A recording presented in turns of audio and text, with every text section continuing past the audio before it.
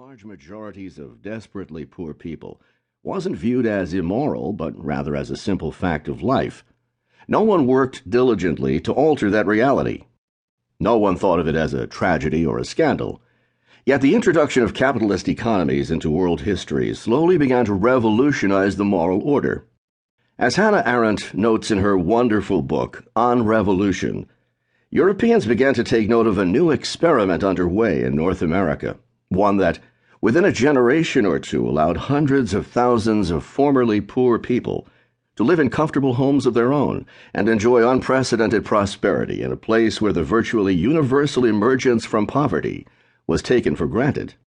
This novel and utterly astonishing reality shocked the conscience of Europe and created, Arendt argues, die soziale Frage, the crisis of conscience, out of which grew socialism, communism, and other movements of vast social reform.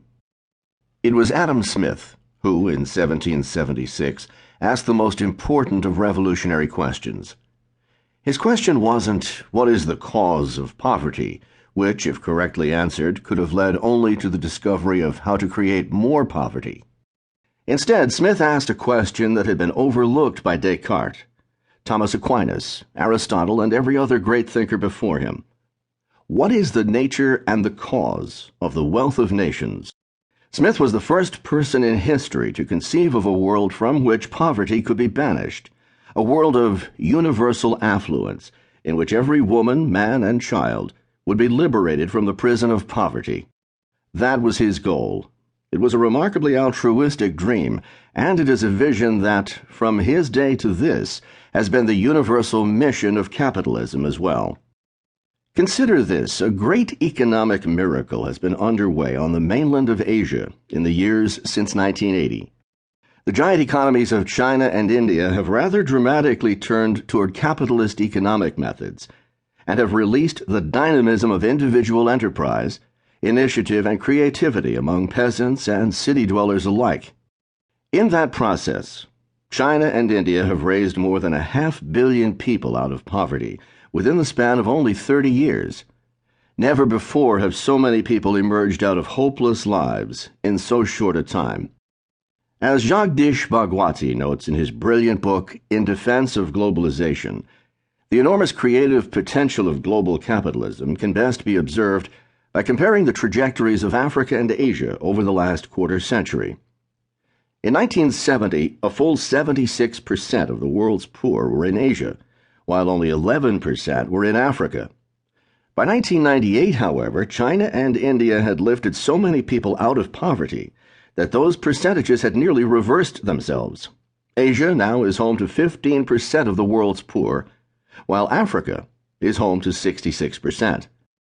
This astonishing development in two of the world's most important nations vividly demonstrates that new job-creating businesses, most of them small businesses, are the key strategic institutions in the morally vital pursuit of social justice.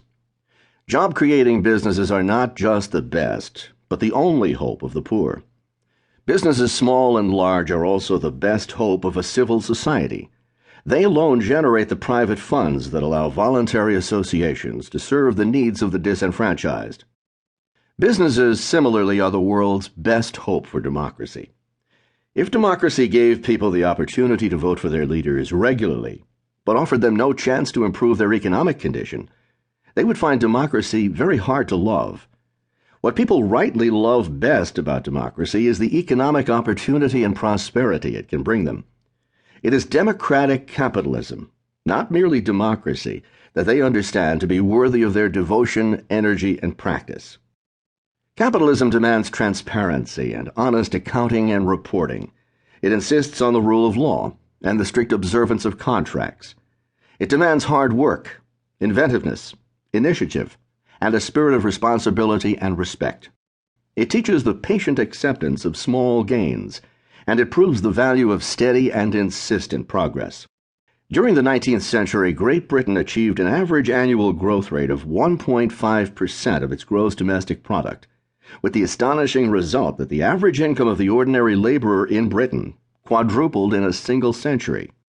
The moral habits of invention, discovery, hard work, persistence, saving, and investment brought about the greatest improvement in the condition.